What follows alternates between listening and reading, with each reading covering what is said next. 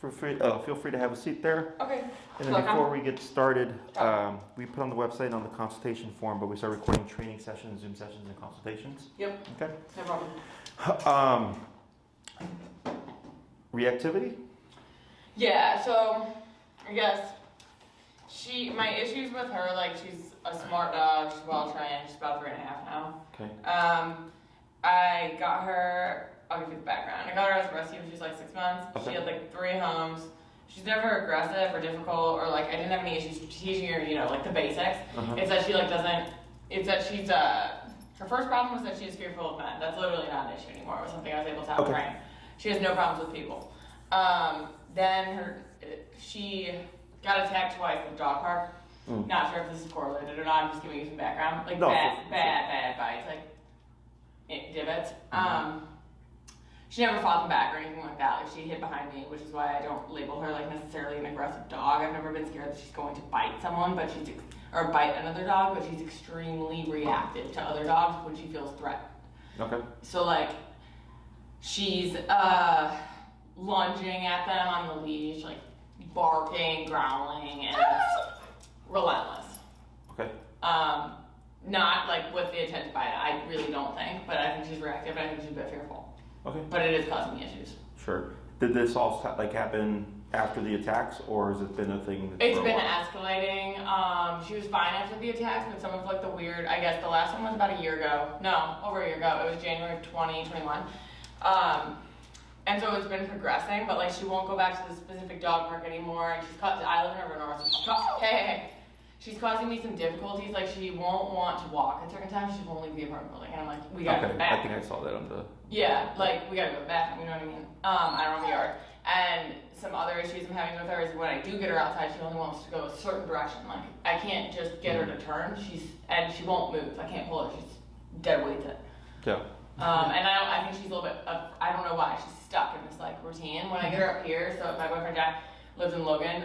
Like she's a great dog. You know what I mean? He has another dog, and it's border collie. And it's like perfect. She's no problems with that. It's just certain dogs, and I can't get it to stop. Okay. Especially when like you're walking on a sidewalk like in the city, and like she just gets really tensed up, and then she'll like lunge at them, and the other dog owners are freaked out. Yeah. And in her apartment complex, in the elevator, we can't go in the elevator. Close quarters. Yeah. But it's only certain dogs, not every dog. Okay. And sorry, I meant to say this before. My client before you, their dog expressed his anal glands, so it smells a little funky in here. I mopped. Oh, I know that smell. It's like metallic. It's awful. Yeah, I mopped in here, so I'm hoping it doesn't smell. No, I don't smell it, but like, I don't smell it, but I know exactly the smell. It's potent. Yeah. So. Oh, you don't want to know. I don't. It's horrific. Okay. Anything else about your dog? That's really it. Okay. That's really it. That's my issue with her, like, and it's something that I can't fix, and I was just like, I can't deal with it anymore because she's strong. How old is she? 3, a little over 3. They said her birthday was February. Okay. Oh, she's like me. Little Pisces nugget. So 2.5 years essentially is how long you've had her for. Yeah. Okay. Hey. Have you tried any other training, or has it just been? I went to a group training class. It was like an intermediate course, it was like an intro. I did one, and they were like, you don't need to be here. Like it was like sit, stay, like learning how to walk on a leash, not be in the house. Like she's never had an issue. She's highly intelligent. She's never like ever tried to chew anything of mine. And then from there, I kind of just I grew up with dogs. I don't know. It's not like I'm a dog trainer or anything, but I tried to like handle her myself. It was going fine. I have one of those like Garmin collars. Okay. And that seemed to work really well. When she's being naughty, I just put her back in it. But that's, other than that, no formal training, no. Okay. Maybe listening in the park, like when she sees like other like squirrels and that, she'll just bolt after them, and then like we can't. She always gets hit by cars. She loves bees. Okay, so prey drive. Yeah. Yeah. Okay. She's like really prey drive. She wants to hunt. Yeah. Yeah. Yeah. Got some prey drive. She like narrows in and game over. And then what are your goals? My goals are just to get her to be like, I wouldn't necessarily say it's like it's like a psychological thing. Like I need her to like calm down because I feel like I can feel it when she tenses up on the leash. It makes me stressed, and then I need her to stop like lunging at other dogs. Like I need her to stop doing that to feel like calm passing other dogs on the sidewalk. be a good leash walker. Whatever, like she's, hey, fearful of that causes her to not want to go certain directions, like walking around. I need that to stop. Like, I just want her to be happy. Okay, and you calm. said this is all stuff that's been like progressively getting worse. Like, so when she was 6 months, was it like she'd walk no problem? Yeah, the dog was never a problem, but the same reaction was occurring to some degree with men, but only certain men. Okay. And that was something that I was able to like get her to trust over time. I think it had to take her trusting me, and then she never seen her bark at a guy unless they're doing something sketchy in 20 years. Okay. But yeah, it's the same reaction, but for a different reason. Okay. This one's just not stopping. Anything else I should know about your dog? You have anything you want to add that I didn't No, I don't think so. Okay. I'm assuming before reaching out, you like did some research on us and how we Yeah. train and all that stuff. Yeah. So we use remote collar and prong collar. Okay. Mainly remote collar. We incorporate prong collar when needed. Okay. They can be used together perfectly fine. There's no like interaction that they have with each other. Yeah. It's just typically we can get everything we need to done with just a remote collar. Cool. Hey. The prong collar comes into play in cases where, like the dog that just left before you, I don't know if you saw, it was like a pit. We didn't. Yeah. So he has a prong and e-collar. Okay. The owners aren't very savvy with using the leash and stuff, Yeah. so they need more leverage. So they use both prong and e-collar. Okay. I had a client, she was like a 90 to 100 pound petite young lady with a 150 pound dog reactive brain dead. Okay. So she needed a prong and e-collar, exactly. I'm kind of like she's strong. She's probably like 75, 80. Mm-hmm. I've got like 30 pounds on her, but you know what I mean? Like when she takes off, I'm flying. Yeah. Prongs are effective. I used it on my border collie and he's 40 pounds and now he's good. I don't use it anymore. She's high. I didn't bring the Garmin with me. I should have. That was a mistake. But she's highly responsive to that. Like it's like the Delta something called XC. Okay. Highly responsive. Have you used it to make her move forward when she locks up? I've used it we're at the point where she just needs a little tone. Like if I'm using it when we're walking, and I'll give her the tones to get her to focus on something else. Okay. But not to move forward. Gotcha. So we don't use the tone. Okay. We don't use the vibrate. We just use the stim. Got it. Because at some point they lose their meaning. That makes sense. You have to remind me. Yeah. Yeah. And I don't want to have to remind the dog, because what if I'm not there to remind the dog? Yes. Right. So like if she takes off towards the street and I'm like looking the other way for whatever reason, and I don't see that, then she's like, well, I can run until I hear the tone. That's true. Right. Yeah. And we want the dog to think to themselves, I just don't run in the first place. Right. Okay. So I wouldn't say you would necessarily have any issues like out train. She maybe the past year I've put the Garmin back on her 5 times. It was really just at the beginning. okay. So like in terms of out training it, it's probably a clean slate. Anything I did with the tone, you know what I mean? Oh sure, yeah. The other thing is when we do remote collar, because people usually ask like when does it go away, and I go when you need it, it doesn't. So every walk I have the dog collared up. Any walk that's going to be substantial. If it's like a quick run out to go pee type of thing, like I don't care. Right. Now, in your case, if you're dealing with dog reactivity, that's a bit different, right? Because then I've had clients who are like, I took my dog out to go pee, and then like a parade of dogs walked by, and it was like a shit show. They're like, I'm just going to always put the e-collar on, right? Because at least they have the ability to stop the reactivity, right? Yeah. So, but you know, another clients are like, yeah, I get it. I run my dog out to pee, and I gamble whether or not we see a dog, so it is what it is, right? And then That's they don't kind of care. how I am, but it's stressful as hell. Yeah. Because if I do, I'm like, God. Yeah. So potentially, and I wouldn't know until like actually working the case. But I've also had clients where they do the e-collar when they do their substantial walks, and if it's a quick run out, they'll use the prong collar, and the dog does fine. You know. Yep. So, but there has to be some accessibility to an aversive in order to stop or deter behavior. Yeah, that's totally fair. So if you go out and those tools aren't on, she's gonna gamble and go like, well, what happens if I'm reactive right now? Right. You know. Right. So, did you happen to watch any of our videos or training videos? We both did, yeah. Okay, cool. It makes things easier because you have like somewhat of an understanding of like what we do. Yeah, I literally picked you guys because of how you train the dogs. Okay. Like I have no issues. Good. Makes life easier. Yeah. Because I get people that show up and they're like, I didn't read anything. And I'm like, oh, great. Well, this is going to be a surprise to you. Yeah, like we're just like past the whole like treat or reward situation at this point, you know what I'm saying? Yeah. So what we're going to do here is, because I can see you're trying to settle her, but you're Yeah. actually telling her to be more anxious. Okay?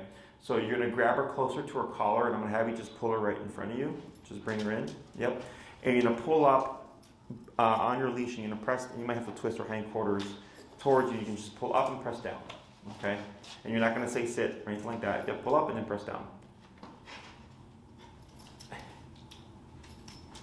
Yep, up and then press down. There she goes. And then you're going to sit down and relax. Now, anytime she gets up, you're going to pull up and press down. Yep. Like that, and relax. Very good. Okay? Now, as you do that, if she starts to lay down, you would give her slack because that's her going into a passive state. Okay? When she does this whining, we're not going to worry about that right now. Okay? If she continues to whine, then I'll see what we can do. Up. Bring her in. Yep.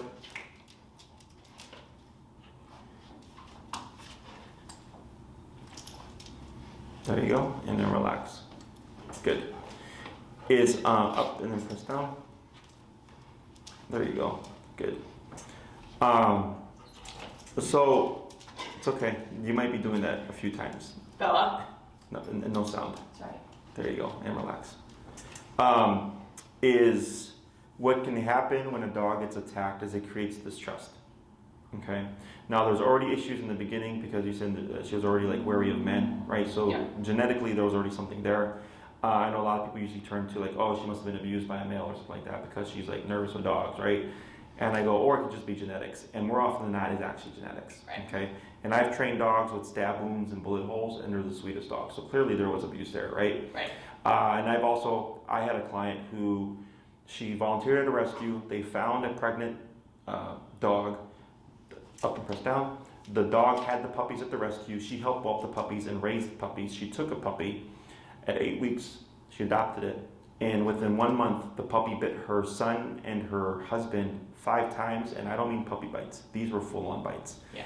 I started training the puppy at 3 months on remote collar because I could already tell he was genetically aggressive. And the first class, he took a chunk out of me here. Okay, yes.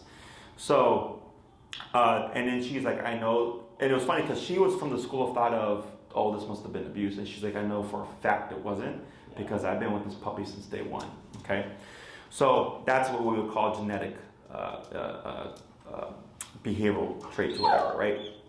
So either way, regardless, it doesn't matter to us because it doesn't affect how we're going to actually address the issue, okay? If anything, it inhibits the owner because they tend to feel guilty about what they think may have happened in the dog's past, you know?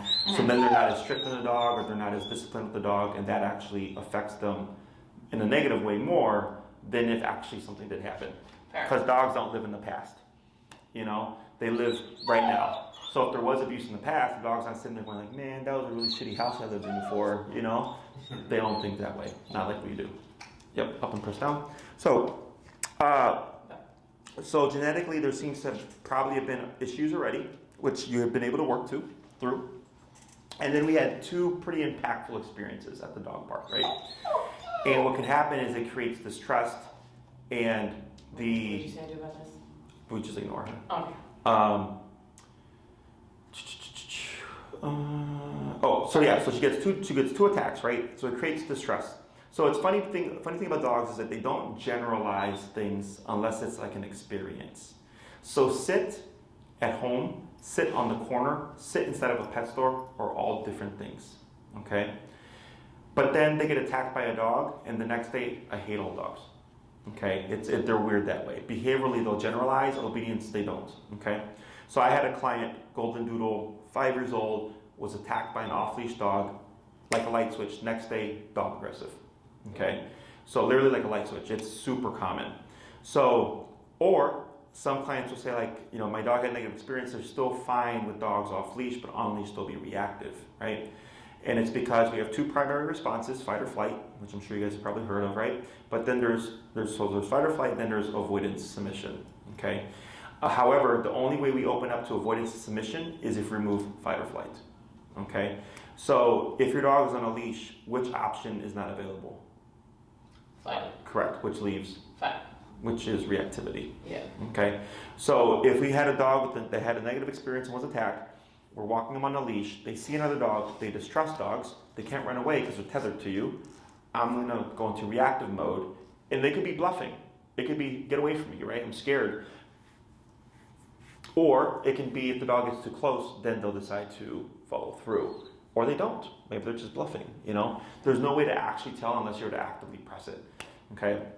So, but that's why that typically happens, because dogs being social off-leash and being dog on-leash reactive is not uncommon, okay? So when we approach these kinds of cases, we always go back to the basics, getting the dog back to some kind of mental state of stability, okay? Which is done through the healing exercise, which is leash walking. So if you look on our website or the YouTube channel, lesson ones are almost always heal, okay? Heal with e-collar.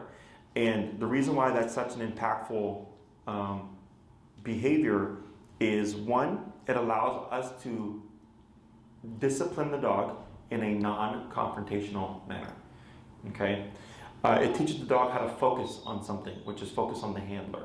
So our style of heal is, if I'm walking, I want to completely slack leash with my dog glued to my side. I don't care what's going on in the environment, okay? That takes a lot of discipline and focus. So let's say I have a case where the dog is scared of the world, which happens. Can't do, my girlfriend's dog, the one that lets you in, the blonde, her dog wouldn't even come out the car, okay? So scared of the world, right? So with e-collar, you know, she will lock up, we can increase the pressure until the dog decides to move forward. When the dog moves forward, the pressure turns away or turns off, okay? And then once we got the dog moving forward, now we have to teach the dog to focus on walking at the side, okay? Once we get that achieved, now the owner has something that they would practice at least 3 times a day, 7 days a week, okay? Because most people within the city walk their dogs 3 times a day, 7 days a week, ready to go potty. So now we're practicing regular discipline, and we're able to expose the dog and push them in the environment. But let's say they are scared of the world, since they have something to focus on to keep them moving forward, it allows them to kind of block everything else. That makes sense. Does that make sense? Yeah. There's a similar thing for humans, you know, where they focus on one thing to allow them to deal with something else, right? Yeah. So same thing for the dog. And then ideally what would happen is the dog starts to realize, like, oh, the world that I was scared of actually isn't scary, because I've been focusing on you, but actually going through all this stuff. And all of a sudden the dog starts to open up. Okay? That's it. That's what happened with her dog. Now her dog goes and chases squirrels and does all that stuff. So that's comparable to like the issues that I have when she won't leave the apartment front door of the building. She won't go outside. Yeah. So that's an easy fix. Okay?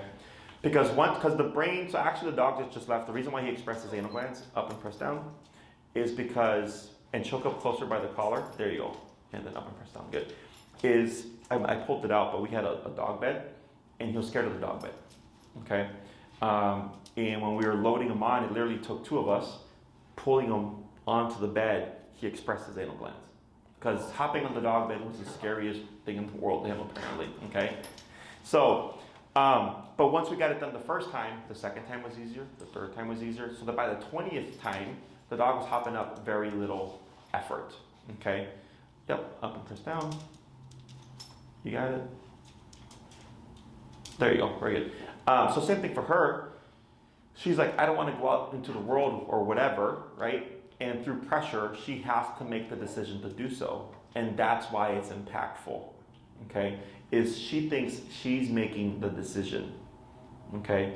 Coaxing the dog with food, physically dragging them out the front door doesn't do anything for them. Right. They have to think they consciously decided to walk through that threshold, okay? And that's how we start to get them over all these other things, okay? So the stopping on the walks, easy peasy. The not walking through thresholds, easy peasy. Dog reactivity, in the middle, okay? Because it depends on how much fear is fueling the reactivity, right? So if the dog is very scared of a dog on leash or whatever, there's a lot of fuel behind that reactivity. We gotta make sure we can shut that down. Reactivity outside, typically easier.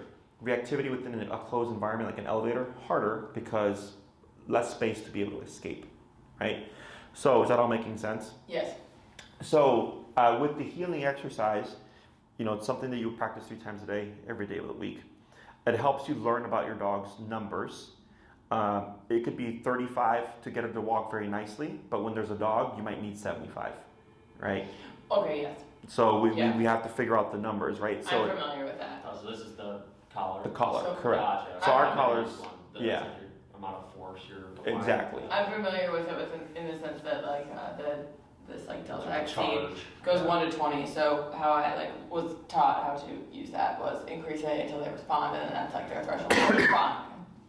Yes and no. Okay. I use the e-collar a bit differently than most. Okay. Um, I correct my understanding. no, no. I was just telling But you are correct. All my limited knowledge. The Yeah. difference is, let's say, up and push down. Let's say you go to 15 on your dog, okay, and she's responding. She's noticing the collar. But then when you try to get her to walk, 15 she was responding to, but now she doesn't want to walk. And 15 isn't being effective, right? Typically, a lot of trainers won't go higher because they may feel bad or how the owner may feel about the collar, right? We keep going up. The dog's gonna move forward one way or another, okay? So, but it's appropriate to the dog. So if I have to go to 100 to make the dog move forward, I go to 100. But if I limit myself to I'm not gonna go higher than 20, right? Like I get clients trained by other trainers that use e-collar, and they're like, oh yeah, the number was 4. I'm like, there's no way that fucking number was 4, right? You can barely feel it up until about 15, right? Yeah. And then when we start training, and all of a sudden the number is much higher, like I have a client right now, the dog's number is like 45, 50, and now he's really good. But previously with a trainer, the number was like 10, 14, right? And I was like, this is why your dog wasn't making any progress, because they were operating at the super low level, which isn't realistic once you hit the real world, okay? So the dog chooses the number, I do not. There are some dogs that are great at 20 out of 127. The dog that just left is on 60 out of 127. Okay, every case is different, and that's why the heel is so important, because it allows you to test all the levels and everything to get a feel, and it becomes intuitive. Where it's like, oh, there's a dog 75. Oh, we're past the dog 35. Going to the PetSmart 50. Like you just start to go up and down according to the environment. Okay, so structure has to be it's omnipresent. It's always around. Yeah. Right? Now, our type of structure is a bit different than dog structure. Our structure is green means go, yellow means slow, green means stop. Go 60, right? Go 35. Our laws are what provide our structure. Dogs are not aware of that stuff, right? Their structure is physical. So if a dog got too close to her and she was uncomfortable with it, she might nip or bite them to tell them back away. You're in my personal space. That doesn't make the dog aggressive.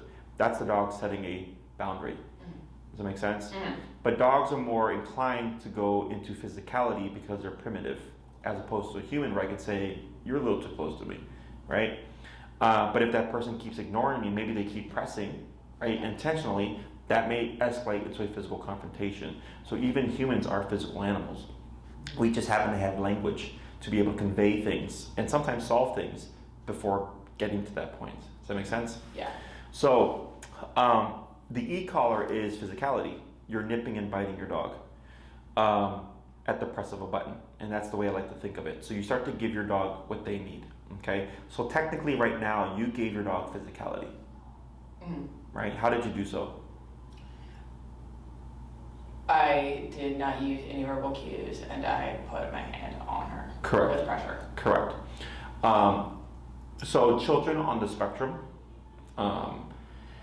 with service animals, a lot of times the service animals are trained to sit on them when they start to have an attack. Okay? Well, really? Yes. Because pressure calms them down. The weighted blankets with anxious. Weighted blankets, exactly, helps calm them down. Okay? The storm jackets that hug the dog, pressure, right? Pressure can be soothing. It's hard for a human to understand that negative pressure, meaning e-collar pressure or prong pressure, or even what you're doing here, could be soothing. But there you go. Okay? Yeah. So part of the reason why she was continuing to be anxious was because you were telling her to be anxious. Do you know how you were doing so? Yes, because I was using verbal cues, which is would potentially call me human without pressure. You're kind of close. Because I was acknowledging her. By? Petting her. Correct. Petting is a reinforcer. Do that again or continue doing what you're doing. Right? Sit. Boom. Good girl. Mm-hmm. Right? Come. Good girl. Anxiety. Good girl. Right? Yep. Up and press down. Very good. When it comes to You're the... resisting a little less. It's okay. Oh yeah. In a good way. Up and press down. When you were talking, you were creating more energy. Oh, relax. Come on, sit. Oh, good girl. Okay, right. You start to create energy, and that feeds into the anxiety. Okay, so in order to impact, you have to give the energy that you're wanting. Like my energy right now is very passive, right? And since I've been giving you instruction, your energy has also become more passive. I don't know if you've noticed that. Okay. Yeah. So, yep. This here is the brain is used to being a certain way, right? So this is going to happen. A minute or two, she's going to lay down. 5 minutes later, she's going to get up. You're going to repeat the process. A minute later, she lays down. 6, 7 minutes later, she gets up, right? Because the brain is used to practicing this behavior, and you're countering it. Does that make sense? Yeah. So if I would say if I'm a smoker, and every day after lunch I always smoke a cigarette, and then I stop smoking, I'm gonna have that craving after I have my lunch because it's a habit, right? And I have to have impulse control to not smoke that cigarette to break that habit. Does that make sense? Mm. The difference is humans are both proactive and reactive. We can just decide to not do something or to do something, right? Mm. Dogs are solely reactive. She doesn't one day wake up and decide, like, you know what, I need to work on my anxiety today. Right. You know? That'd be beautiful though. She reacts to what you give her. Right now, you're giving her much more direct communication in a manner that she understands. She's reacting to that. And the reaction is a more passive dog, okay, at least within this context. Yes. So, now with the remote collar, it's the same kind of conversation, except you have a means of cutting through the stress, the fear, the anxiety in those stressful moments. Until ideally she learns, oh, when I see a dog, there is no reason to be reactive. 1, because of consequence, right? We don't like consequence.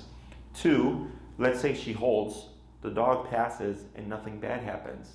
Oh, a dog can walk past me and nothing will happen, right? That's the distrust. It's the fear of, is that going to happen again? But what would you do to make that happen? What do you mean? Have the dog walk by and she doesn't do anything, but what if she does do something? We would correct that, meaning using the e-collar as an aversive. So that is the solution to most of these things? Yes and no. So the dog has to know how to walk correctly to have a reference point. Gotcha. Otherwise, if you go out and you just remote the dog, giving a punisher for the behavior, they don't understand why. Yeah. The dog has to know how it turns on and how it turns off. And it sounds kind of dumb because it's like, well, shouldn't the dog learn if they lunge and attack that I'll just tap them on the collar? But then the rest of the walk is non-structured. The structure from the heel and the dog having to walk here and focus on something in conjunction with consequence if the dog becomes reactive is the full picture. Does that make sense? Yeah, because you said step 1 heel, which is like kind of an easy Yes. thing. So what we do is... Step 2 would be adding to that. Yes, if needed. If needed, yeah. Because, like, I had a case, her name is Luna. She's a black collie mix, human and dog reactive. The first session we had, we were doing the consult at the park, the entire time was trying to lunge at me. You know, the owner was settling her down, but then she would trigger, right? We had 1 class on heel, no reactivity ever since. Like literally 1 class, 180, right? Yeah. But I get other clients, like I have a client right now where we just had our 6th class. It's a pit, much more difficult, right?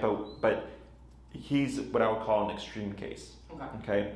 And most dogs fall within, by the 2nd to 3rd class, reactivity is like 90%, 95% gone. It's more so, we turn a corner, we're surprised by a dog.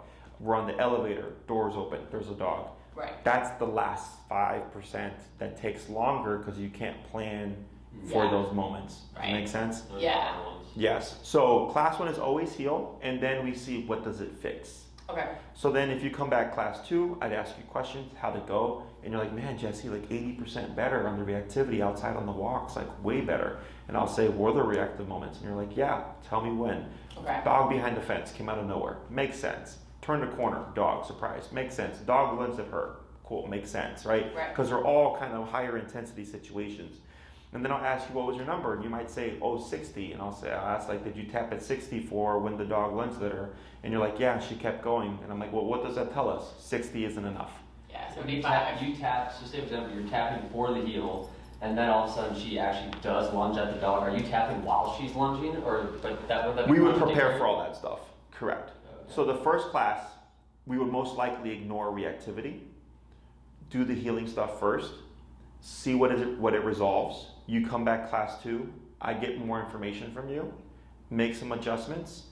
Class 3, oh, she's still lunging. When? Okay, this is how we're So gonna. it's a case by case basis. Yeah. Yes, every case is different. You control like the 90 and then it's targeted for the 10, so to speak.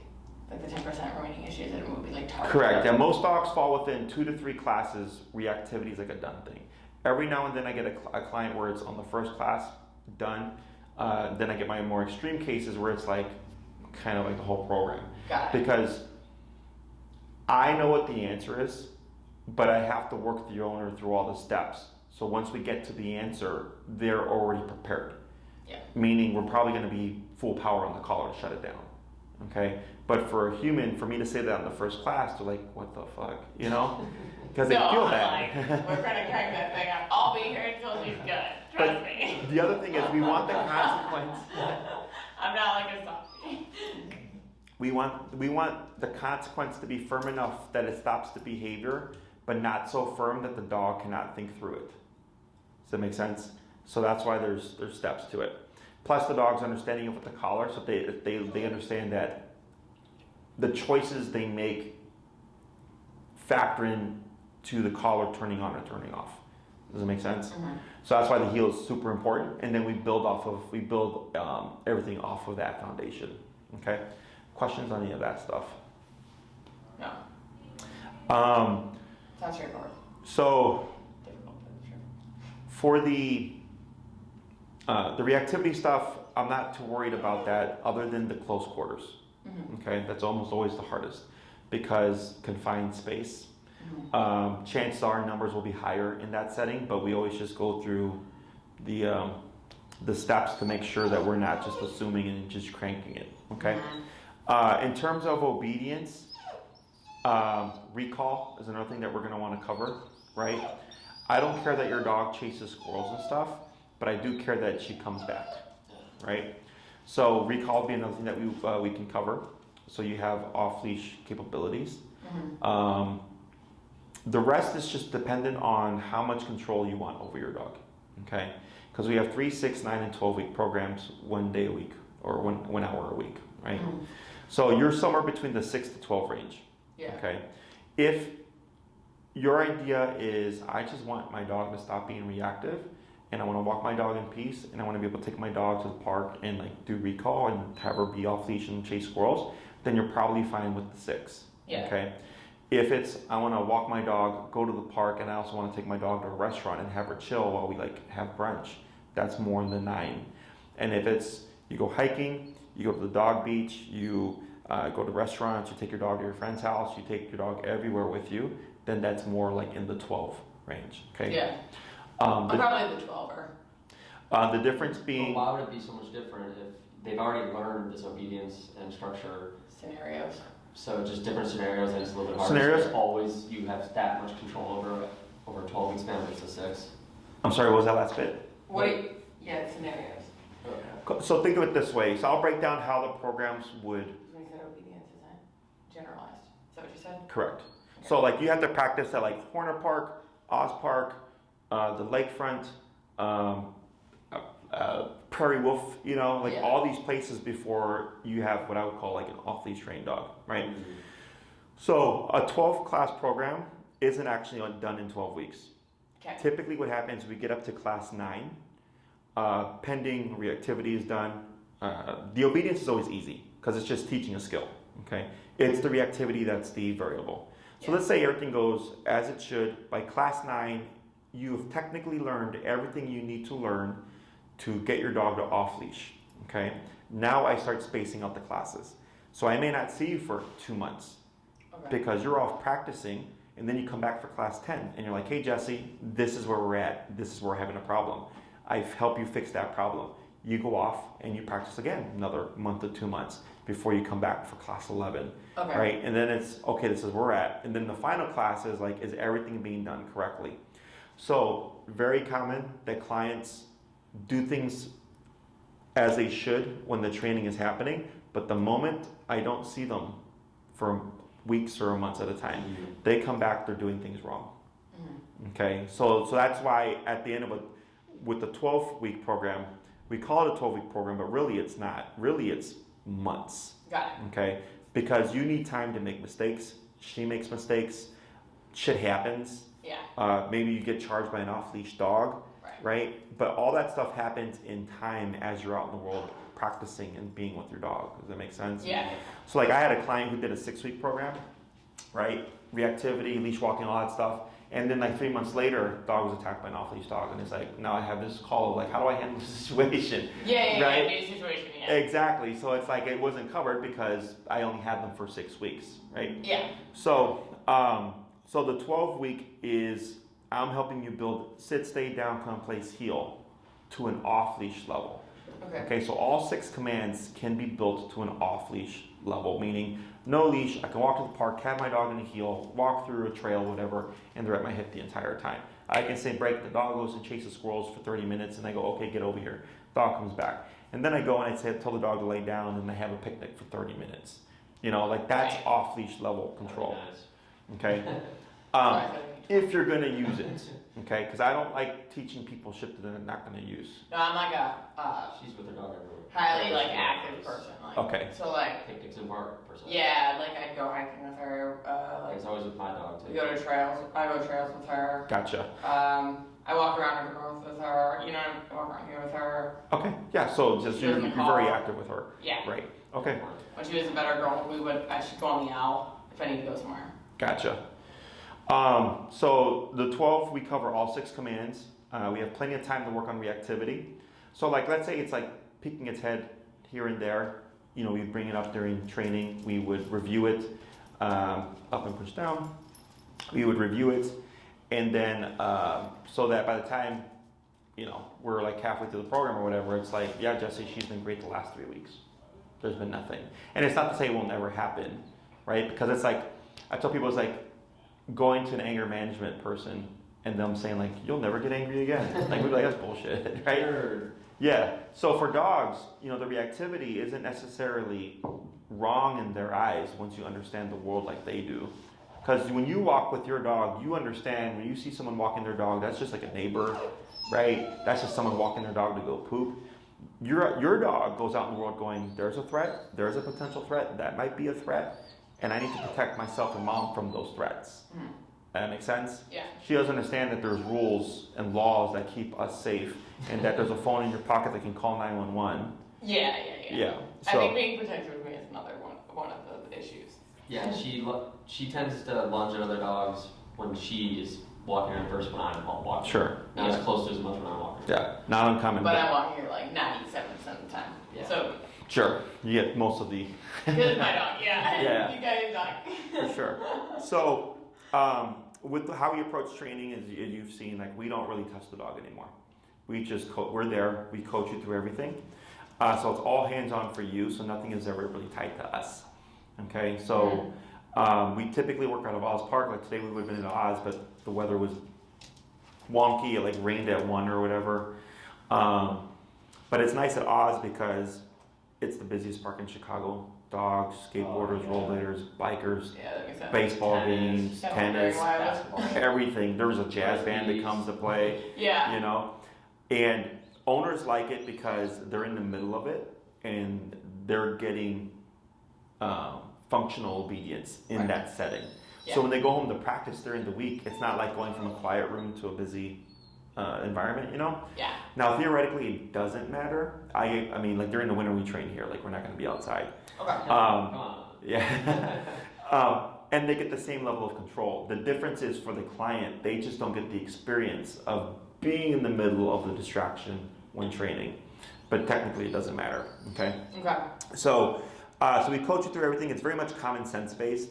So as long as you have common sense, I can work with you. If you don't, you might want to go somewhere else. I'm just saying. I would like to think so. So, but yeah, it's logical. It's very simple. I've cut out all the BS. I use the stuff that I know is going to work. We don't need to use food. We rarely, if ever, incorporate it. The times that we do are for dogs that typically have like confidence issues, or if we're trying to create a positive association for something, for like, aggression-wise.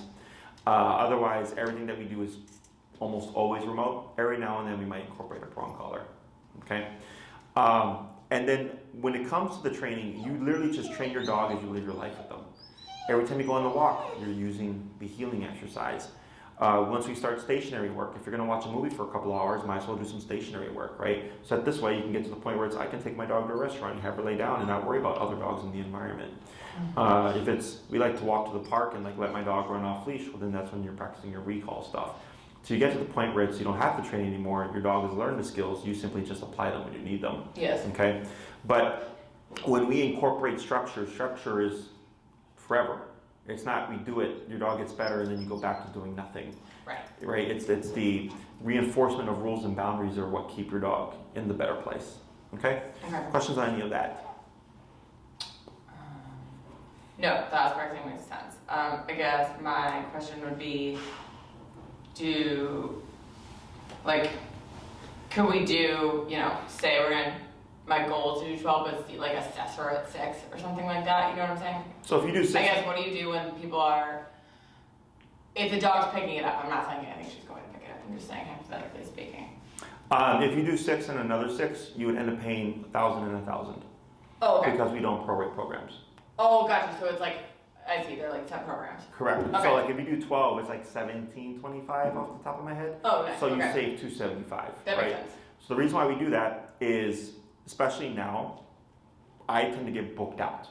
Yeah. Right? Yeah. So if someone says, I'm doing 6, for 6 weeks plus 1, when they get their time, that is their time. So 7 weeks, they're given what we call priority. Okay, no one can take that time from them. And then they decide, like, this is amazing, I want another 6, right? Mm-hmm. That time might be booked. Now Maria's got to go and rebook the person because now she's got to find a spot for them. Does that make sense? Yeah, it does. So to incentivize people to kind of decide up front, it's cheaper, but then because it makes Maria's job easier, because then she knows you're set on Saturday at 12 for 13 weeks because you're doing a 12-week program. That works for me. Which technically speaking, once we get to class week 9, and I leave it up to the clients, because some of my clients do like to complete a full 12-week program week by week by week, okay? Yeah.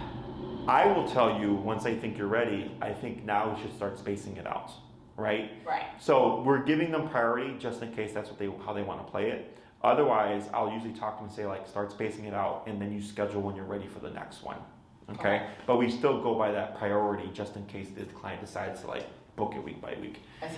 Because some people are like, can I just decide when I get there? And they go, sure, right? So same thing. So if you do 6, 9, or 12, it's technically 7, 10, or 13 weeks that you get that time. Oh, I see. Yeah. So like, let's say you cancel, you're sick, you got to go out of town or whatever. It's fine. We understand shit happens or whatever. You still have that time slot, 1 additional week. Okay. We do have a 48-hour window policy. So if you cancel, reschedule outside of 48 hours, no big deal. We just reschedule if you can or push back a week. Okay. If you cancel within 48 hours, we give everybody 1 freebie cancellation. Got it. Because we understand shit happens. However, after that first freebie, if you cancel within 48 hours, it'll cost you the class because Maria most likely won't be able to close my schedule, especially when I'm at the park. It's a bigger pain in the ass. Totally, yeah. Because if I'm there from 2 to 3, so my 3 o'clock cancels, and then I have a 4 o'clock, now I'm just sitting there at the park for an hour, you know? Yeah. So, that makes sense. and that's all in the contract. She'll send it to you. Okay. Question on any of that stuff? No, that makes sense. Okay. Thank you. Now, in your particular case, At minimum, I would suggest 6. Okay, if you did 6, that's me focusing on the problem. That's what we're gonna do. Heal. We're gonna do recall. We're gonna focus on reactivity. So I kind of bare bones it. Okay. If you do 9 or 12, then we obviously push for more. Also, the layout of the programs are different. So if you come in starting at 6, okay, and I don't know if you're doing 12 or not, I approach it as a 6-week program. So then, if you're like, oh, I want to do 12, I'm like, well, now the program is. I like my superior tend a little bit. Yeah, because if you did 12, the first 6 we're working on reactivity, but I'm teaching sit, stay down, come play seal. Right? And then we transition to off leash towards the latter half. But if you do 6, and I think it's 6, it's 2 classes on heal, a class on reactivity, a class on recall, right? And then the other stuff, if we need another reactive class, whatever, right? And then it's like, hey, I want to do another 6. I'm like, well, shit, I could have covered the other stuff the first half, you know? Yeah. No, that makes sense. So I think 12 is probably I don't care. Based on like what I need her to do. Sure, I don't care. But 6 is the least that I would suggest. Okay. So like if I told you, like I get clients where I'll tell them, don't do any less than this amount, right? Yep. And then they try to, they go and book less. And I'm like, well, fuck, this is exactly what I told you not to do. You know, right? Yeah. So, but yeah, that's how that works out with that stuff. And then in terms of scheduling and availability, Maria knows all that stuff. I don't talk about my schedule because I have no control over it other than like, don't book me on my days off. Cool, got it, yeah. Evenings and weekends are my busiest because people tend to be back to 9 to 5 now. Yeah. So she'll help you figure all that stuff out. Questions so far, any of that? No, that makes sense to me. In regards to the training, I can only take you as far as you're willing to go. So like, let's say the reactivity is really bad. Okay, and I'm like, oh shit, like we have to go max power or whatever. Right. And then you come back the next week and I'm like, how was it? And you're like, oh, it was terrible, Jesse. The first thing I'm gonna ask you is, how high did you go on the collar? And if you go 50, I go, well, 50 is not max power. All right, I can't help get you there if you're not willing to go there. Yeah. It's very uncommon, but I just say that because I want you to know worst case scenario. And if you're not willing to handle worst case scenario, then I really can't help you. Does that make sense? That's what makes me an effective trainer, is that I will go there if I need to. Yeah. The question is the client going to go there if they need to? Yeah. Okay. So, but that's usually the biggest factor, is just people's natural hesitancy or apprehension of using the collar because they feel bad. Yeah. It's a miniaturized TENS unit, so if you've ever been to a physical therapist or chiropractor, the muscle stimulator, it's the same technology. Yeah, stims. Yeah, so you're not electrocuting the dog. There's not a current running through her body. I have no concerns over the dog. Good, makes life easier. In the beginning, do expect to see an influx of anxiety. Okay. The reason is e-collar is a stressor. Okay. Anxiety is a stress response, but that's actually how we build confidence. Okay. So as humans, if we take a child and try to protect them from the stressors of the world and never expose them to it, then one day life smacks them in the face with stress, because it's going to happen sooner or later. They're not going to know how to handle it. Right. So first, stress starts off with doing your homework, doing your ABCs, doing 1, 2, 3, 4 numbers on the sheet of paper, right? Then it grows to write a report. Then it grows to like, you gotta take the train, you gotta walk to school, right? You gotta do all this stuff, and you got bigger projects. Then it goes to, now you have to proactively find colleges and all that bullshit, right? Yeah. And then it's like, now you move out and you pay rent and all that stuff. You see how that just gradually grows? Yeah. So it's the same thing for the dog. The e-collar puts them under stress so that we can guide them in how to handle the stress. If you have an anxious dog, we cannot make your dog unanxious. We can teach her how to handle the anxiety better. And I can teach you how to live life and how to go through life with an anxious dog and how to give her direction like this so that she's not always under stress. Okay? Does that make sense? It does. Questions? No. In regards to your Garmin? Yeah, like which, I guess, I'm willing to obviously switch. I just wanted to let you know like where I was at training wise. Yeah. So like, I guess, what do you guys recommend? So I don't recommend Garmin. Okay. Okay. Reason being, because you have 20 levels. Right, it's at 20, yeah. Yeah, I have 127.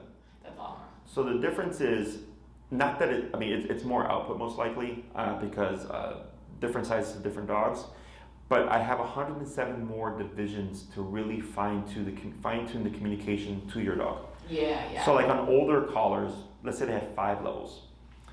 5, 20, and 127 are all the same, except the jumps between each level depends on the numbers. Yeah, like the furthest I would say that I've gone with her on that Garmin, which was a pretty strong, would be like a 13, and she's a pretty big dog, and that was like a yelp. Sure. Yeah. So. But then when you go back down to a 10 or a 9, it doesn't do anything. So I get what you're saying. Yes. Yeah. So we can go 50 too high, 40 too low, 45, 46, 44, 48. We can really just fine tune it. Okay. Yeah. So how much does she weigh? 75. All right. So the collar I would put her on, Depending on the day. is the Dr. Black Edition, which is meant for a 70-pound dog and over. Okay. The issue is, due to supply chain issues, that collar is like sold out everywhere. Last I heard. Okay. What's it called? Dr. Black Edition. I saw a site that had it for like $500, which don't pay $500 for it because it's not $500, it's $330. Okay. But obviously because of supply chain, they're taking advantage of that and they've jacked up the price. Got Okay. it. Now I have a small supply here that I put together myself. Okay. So I have 8 in stock right now. However, it's not the full complete. Where did you find it? Oh, I'm not sure if it's the dog truck. Because you may find it, but when you go to the site, it may say sold out. It's in the 1900S. 1900S Black Edition. Yeah, I wasn't saying I found it. I was just saying what I was going to say is I've seen these before. Like Gotcha. this particular remote. I see, yeah. Because so the 1900S actually has like 4 or 5 different models. So Okay. so people mistakenly buy the wrong model. Got it. You know, but the one is the Black Edition. Why do you like that one so much more? Because it's meant for a dog size. Oh, so it's just for sizes. Yes, exactly. So like the 1900S is technically meant for a 35-pound dog and under. Okay? Oh, okay. Now their paperwork says 70-pound or over. Oh, When you train as many dogs as I do a day, you learn that that's not true. Okay, I can have a dog like her on a 1900S, which is meant for a 70-pound dog, according to them, and the dog will be 127, completely ignoring it. Okay, yeah. Bullshit. So the Black Edition is the one that she needs. Okay. Okay, so if you're able to find one for 330-ish with tax, go for it. Okay, because that's what it sells retail. I had my select supply here just in case someone can't find it. Then I have something for them. Does that make sense? Yeah. So it's like, hey Jesse, we looked all over, we can't find it. Then I go, well, you can get one through us. Okay. Okay. It's just so that if you happen to get lucky and find a site, awesome, we can still have one in stock for someone who may need it. Okay. A lot of those they're back ordered, but yeah. So yeah. It So was back ordered, yeah. but don't pay $500. Okay. Okay. So the difference is, the Dr. Black Edition comes with the carrying case and everything. What I did is I bought out what Dr. had. Okay, I bought the replacement parts. So they're all new parts. But like, let's say you lost your remote and you don't want to buy a whole new system, you'd buy a replacement remote. Okay. Okay, so I bought all the replacement parts and pieced them together to make a complete system. Nice. Does that make sense? Because that was the only way to get product.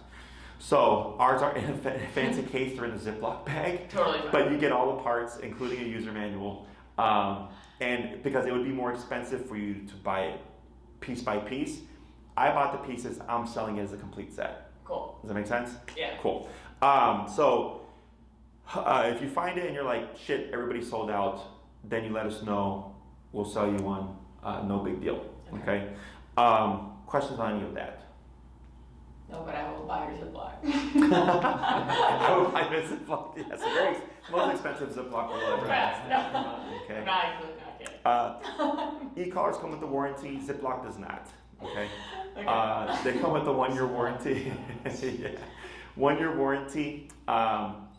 If you have to send it in for repairs or whatever after that year, I think they may charge you a small fee, or you can even replace some of the parts yourself, like the battery and everything. Cool. They last a really long time. I've had my collars about 10 years before I actually had to replace them. Nice. So they're investment. They're an investment, but you take good care of them, they'll last you a really long time. Okay.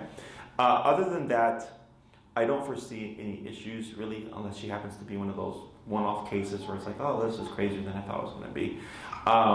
But we'll figure it out. Yeah. The worst case scenario is that the dog doesn't learn to deter from the reactivity, but you have the means to stop it. Okay. Does that make sense? Yeah. So it's not ideal. Like I had a case, it was a pit, and whenever this happens, it's almost always a pit. Okay. Just a little pit mixy. Yeah. So, so one particular case, you could ride the dog on the harshest correction, and we did all the training. He did a 12-week program, and he would shut him down. 5 seconds later, see a dog blow up again.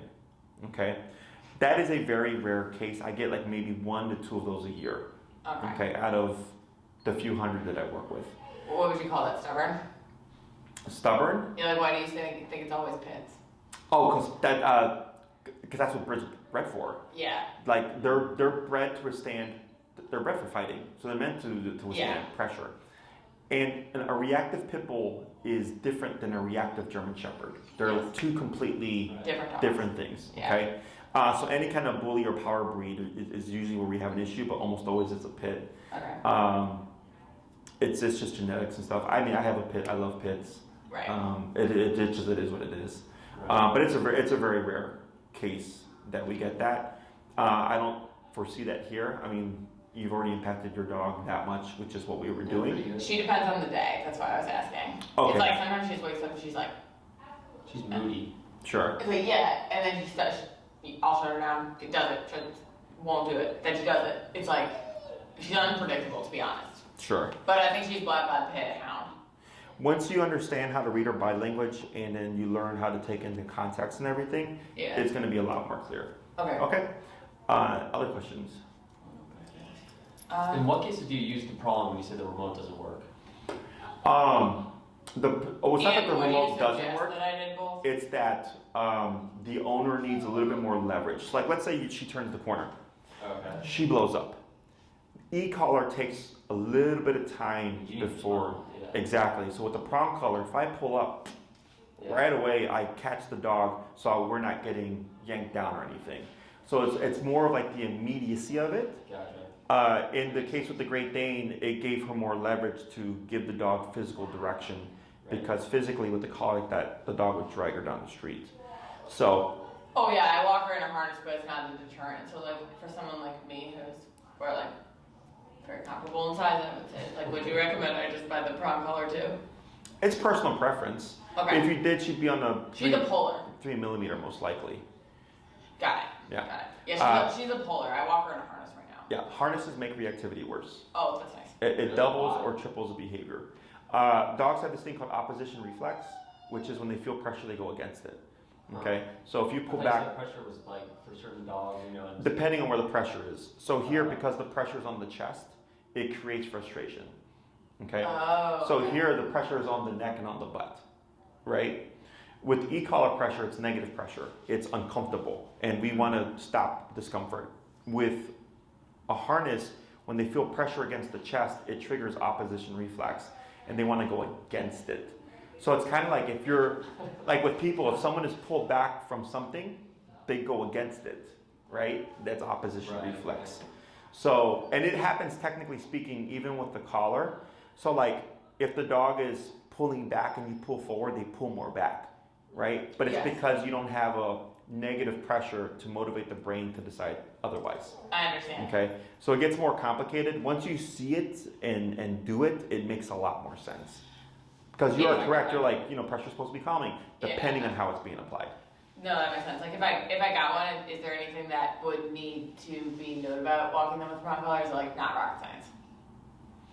It would have to be up here. Okay. Yeah, which if you bought the prong and you email Maria and you asked her to send over videos, I have a video that we put together on how to fit a prong collar. Cool. So that this way you can watch it and at least, walk her with that. Cool. And a lot of trainers call it power steering on a dog because it gives you so much more control than this would. Yeah.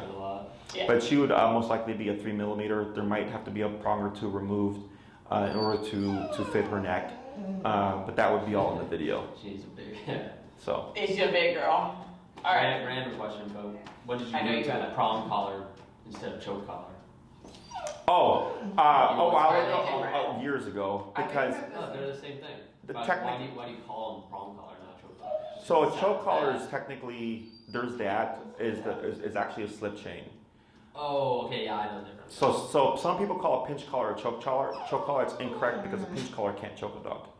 Okay, because the pressure is developed is evenly distributed amongst the neck. Right. With a slip chain, the pressure is blunt. It's right here, Okay. so that it can choke the dog out.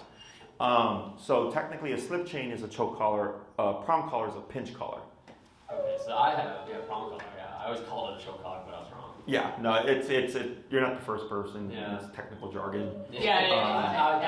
I'm not judging you. I was just curious. Yeah. No, choke collar is what I would call a slip chain, and you're correct. We don't call it a choke collar because people think, it's like a shock collar, right? It's an e-collar. We don't use the word shock because then people think they're electrocuting your dog, which is incorrect. Yeah, negative connotation. Exactly. So that's why I'm pretty picky about terminology. So if let's say you talk to someone, you're like, hey, we're training on an e-collar. They're like, oh, a shock collar. It's like, it's not a shock collar. Let me educate you, right? I see that. Okay. Yeah.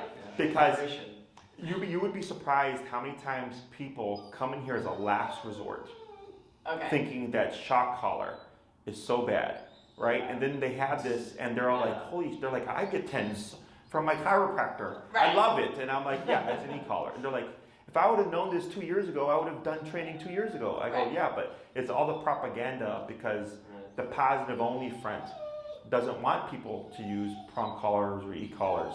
So they use words like pain, torture, shock to deter people from doing so. But then those people get lost because they're thinking this isn't an option because I don't want to torture my dog. Yeah. And then they hit that brick wall and they're like, I'm desperate, I need an answer. And then here I am, the bad guy, and then it's like, holy shit, it's not electrocution. I go, no, if it was, I would think it'd be illegal. Yeah, probably for sure. Yeah. Like it won't make sense. So it's like a militant dictator to my dog, and it works. Well, that's what dogs need. That's their world. That was the first thing I got to train her. Was that collar? It's just user error on my part sometimes.